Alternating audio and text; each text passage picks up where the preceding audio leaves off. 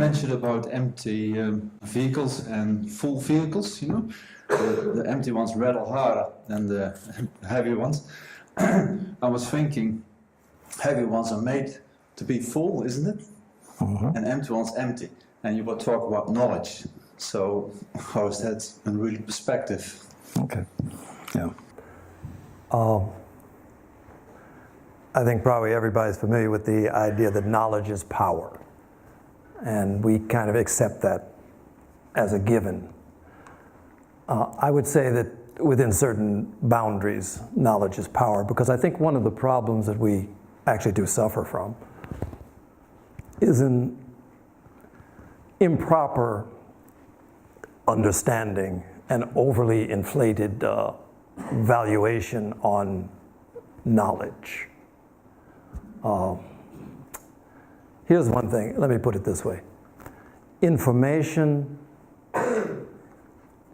does not transform.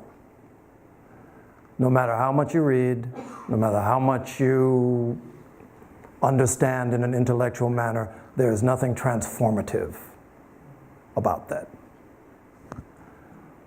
On the other hand, we could say inspiration does in fact transform.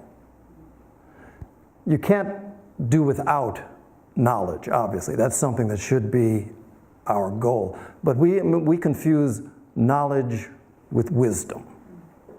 Now we have the idea that there's a certain amount, that if you study a certain amount, and if you get enough gray hair, you know, you'll reach a point where it will tip from just knowledge and suddenly we become wise. I think that's mistaken. Wisdom is of a completely different order. Wisdom relates to this experience we talked about that everyone has had at some point of being momentarily selfless. In those moments, wisdom actually, we could say, descends or shines upon the mind. There's an actual technical term in Indian spirituality that is Manasa Taijasi, which is to say the mind that is illumined. So the mind functions at a certain level. Let me put it this way. Everyone's familiar with the idea of meditation. And very often they say what meditation is, you have to stop the mind, which I think is an incorrect way of saying it. When I first started trying to meditate many, many years ago, I was looking for a definition. Somebody just tell me what it is. And you know, you look, I couldn't find it. You know, everybody who would say meditation, they would give you some new technique or some method. Best definition I've ever run across, and I find myself sharing this all the time. There's a fellow by the name of Lama Anagarika Govinda. Somebody asked him, what is meditation? And I liked his answer. I mean, I think it was, anyway, here it is. He said, meditation is not what you think. You got to admit, that's good. I found myself wondering, you know, how does he know what I think? Maybe I do think meditating. But no, meditation occurs at that moment, not where you suppress thought, but at that moment where your functioning moves beyond the level of thought. So at that moment, this is the moments when this actual experience of having something illumine the mind takes place. And that's a very different thing. Knowledge won't get you there. There are other things. This whole stripping away process, this self-inquiry process makes those things possible. So maybe that's, I hope that even spoke to the question. Yeah. Yeah, over here. Listening to you talking about stripping away the layers and coming to the center and actually there's nothing there because it's just emptiness. It made me think that maybe most people kind of instinctively know this because they're rushing around their lives trying to fill the gap and trying to get all this extra stuff and all this materialism and so on to fill a gap that they don't even know that is there. And then there's these other people who are enlightened are making the journey to get to this place of emptiness, and just being with that. Something that I hadn't occurred to me before, that, okay, so life is empty and meaningless. Everyone knows that, and that's why they're buying so much crap they don't need. And in terms of losing the self, I also realised that in some ways that maybe the animals are really fortunate because they don't have this prefrontal cortex or whatever it is. They don't have a self. They're not self-aware. So they're in the moment. They have the true wisdom of nature because we're all nature, but they're in the instinct. And that is their wisdom. And we've got this brain which has replaced our instinct and our wisdom, and somehow we're trying to switch this off in order to get back to where the animals are. I appreciate it. I would say, though, that to say empty does not equal meaningless in this sense. For one of the things that you can, there's an expression, a fellow by the name of Silesius. It's expressed poetically. It says, God, whose joy and power are everywhere, cannot come to visit you unless you are not there. So, emptiness of these various identities is really what I'm talking about. When you talk about, I mean, even peeling back this onion, you get to a certain point, and all analogies have their problems, but when you get down to a certain point where the last layer is peeled, what remains, you could say, is space. And probably, our ability to conceive of the nature of the divine is limited. Anyone who has tried to describe God or their awareness of this, that they would describe as God, one of the only ways that you can really describe it is its presence it is everywhere present. And our closest kind of mental capacity is when we reach into the realm of space. Space is present everywhere. It's the same everywhere. We tend to have these ideas of separation from one another because the particular space we inhabit is clothed with this layer of skin that looks a little bit differently from yours. If I do this, your hand doesn't do this. So this is another confirmation that somehow we are separate.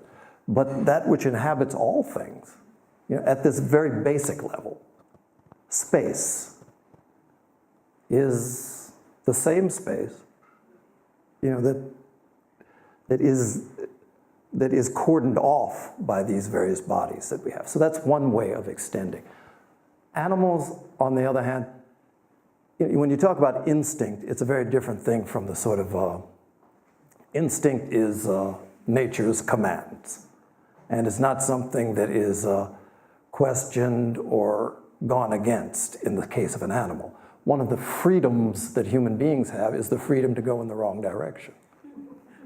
And we use it very, very well. But ultimately, you can only resist so long. The Buddha's first teaching, and one of the reasons why a lot of people aren't so into Buddhism, because the first teaching he talked about was the truth, the first noble truth was the truth of suffering.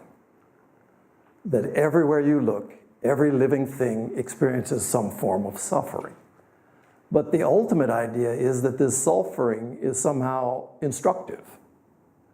Because part of what we find ourselves doing in every moment is trying to figure out how to avoid it. So ultimately, from that perspective, the only way we can ultimately avoid it is to come to the realization, certain realizations. And one of these realizations is about the nature or the false nature of these various identities. And that's a freedom.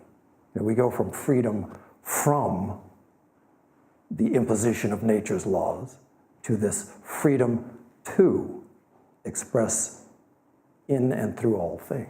This is this compassionate idea. You said at one stage that there are something like 60 wars going on in the world, and we have this all the time in our face on the media, etc. But a few years ago I watched a documentary called Soldiers of Peace, and it was done by 2 war correspondents who reversed their presentation and looked at a whole lot of issues where people were doing events all around the world in different cultures to try and bring peace. And the thing that struck me about it towards the end was they said the statistics say we have less wars today than we've ever had before. Yeah. So I think sometimes we get this idea we're always at war. We're actually working towards peace, and there's a lot of people doing good things towards that. A couple of years ago at our convention in Adyar, Diana, actually she's from here, Diana Dunningham Chapotin, she talked about statistics. And the statistics that are the actual statistics fly in the face of all of these things that we perceive as these ever-present wars. Crime is going down, not up. The actual statistics seem to document that sort of thing. But the presentation, the screen that we're looking at is what is being portrayed all around the world. And whether or not it's going up, it seems as if the level of fear that people are experiencing is rising. And I see it everywhere. People are afraid of each other. And so this is something that we have to recognize and address. Fear is rampant in this world today, rightly or wrongly. I would say wrongly, but Who's feeding it? well, I think we are. To a large extent, we feed it by buying into it. I rarely watch the news, and I have really watched very little about the American political situation this year. I've tried to refrain from that.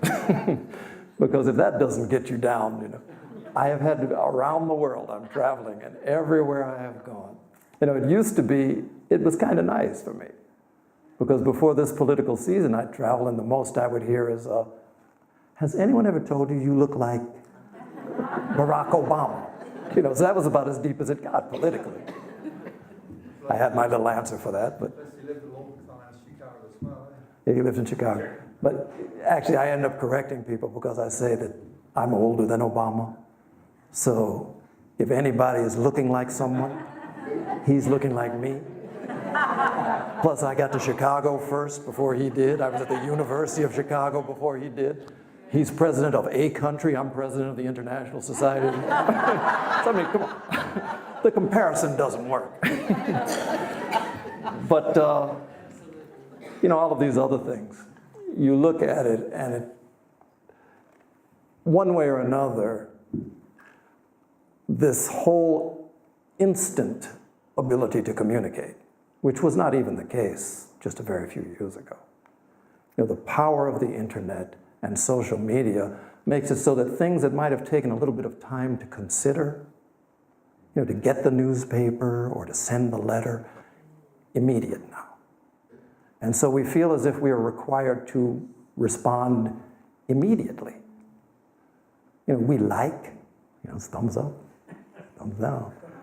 And we feel as if there's some sort of pressure to do that. So you have this constant manipulation of mass opinions to weigh in on things. And anybody who thinks that thoughts are, private and that they don't affect others, you're in the wrong room tonight. Because we know that they do. Basic experimentation shows it affects everything from plants. Any of you, I'm sure, have had the experience of sitting in front of someone who was depressed, and you walk away after a while, and if you're not very careful, you come away feeling drained. And then you have the opposite experience of something like what happened with my daughter with the Dalai Lama. Who you are speaks so loudly people can't hear what you're saying.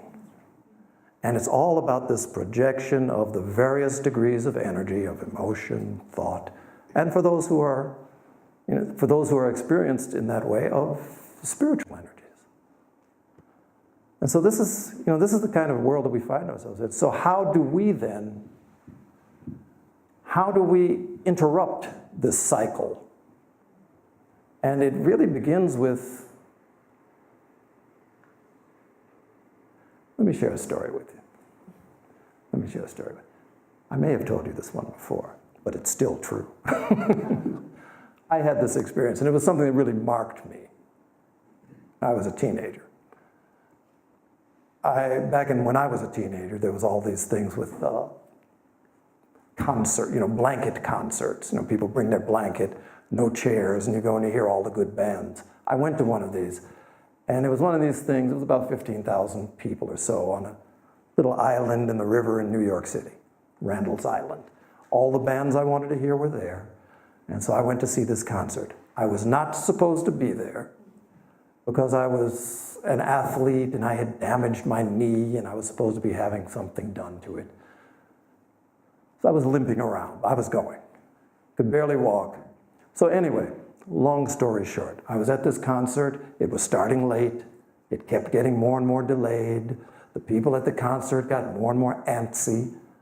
And then at a certain point, something happened.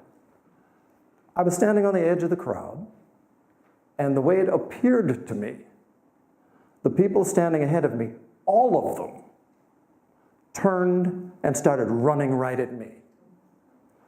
It was a stampede. Somebody had done something silly up in front, and all these people turned and just started running. So here's the thing that got me. I could barely walk. But 20 seconds later, when I came to myself, I had outrun every single one of them. I was down the road, looking back. And I stopped, the adrenaline started to drain. I caught my breath and I said, what happened?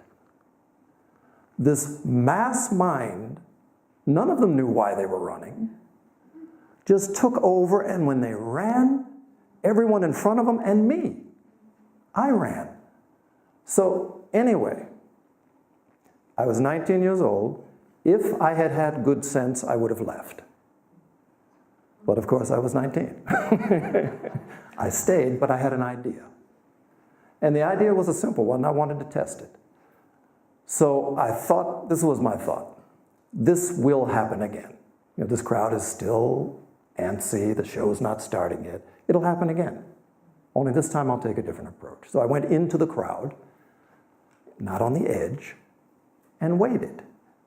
And sure enough, it happened. All at once, the people turned and the people in front of me turned. And when they did, what I did was I grabbed the two people in front of me and I looked at them. I said, "Why are you running?" And they stopped because they didn't know. Why were they running? Because this guy behind me is running. They stopped. And when they stopped, the people behind them couldn't move, stopped those people. So if you were to look from above, there was like this little fan. Everything was breaking around this little fan right here. And, I saw that. I said, oh, man, this is good. I said, maybe it'll happen again. And this time I went dead in the middle, and it happened another time or two. And while I was there, I showed other people. I said, when this happens, do this. And so we had this, I didn't care what happened. Everything broke around us. But anyway, the idea, two things. The power of this mass mind that moves as if it's one organism and that it can be stimulated into motion completely unconsciously. But what I also recognized from that was that had there been 10 people who were sufficiently present and aware in a crowd of 10,000, no such stampede would have been possible at all. It would have stopped as it started. So to me, it became something, as I say, it has marked me to this day, that our assumption tends to be that in the face of these grand forces, we are powerless. and it's a wrong assumption. There is, we're looking for this tipping point. Everybody talks about it, when, a sufficient number of people will become conscious. But, quite honestly, any change that has ever come into this world has never come through a broad movement of people. It has always been generated by a few people who see clearly and act out of that vision. Always. And so, where do you want to be is the question. Part of the stampeding herd, or someone who in the midst of all of this has a certain sort of presence where the waves can break, but they can break around you and you can influence others for the good. So that's the choices I've been making. And the whole reason I talk, I have to ask myself about this sometimes, because a couple of days I'll leave and I'll be back in India. After that, I have to go to New Delhi. There's a whole group of ambassadors that want to hear about, what I have to think about the Theosophical Society's gift to the world and to India. I'll go back to the United States. And, you talk to people, you meet people who have a certain interest. But, at a certain point, you ask yourself, what are you doing? What's the point? And, there may be 70, 80 of us here tonight. And the point starts to get to be this. Many years ago, I attended there's this big thing that the Dalai Lama does from time to time called the Kala Chakra initiation. They do it in Asia, and it's 100,000 people that'll be there. He did it in Los Angeles, and there were 10, 15,000 people there. But 100,000 people attend, and from his point of view, when he's performing these things, they know that in that crowd, almost everybody's not going to get it. But that there will be one person, one, who will get it. And the power of an awakened consciousness so far outweighs, one person who is awake, their potential to influence this world exceeds 1,000 who are sleepwalking. And so that's the point. There's too much in the world in the way of spiritual entertainment. It's nice to come and get a few good expressions, but entertainment's not going to get us there. And so for a certain degree, there's a certain capacity that we have to inspire one another. Inspiration allows us to remember something very, very profound that we seem to have forgotten. This whole spiritual path is not about learning something new. It's about remembering what this deep seed within us that we have somehow forgotten, that these identities have covered up and hidden from us. How do we remember what we already know? We don't need another new thing. Nothing. You're complete. Everybody, we're whole. We've forgotten it somehow. And everybody participates in this grand amnesia. Confirmation. Thank you very much. Thank you.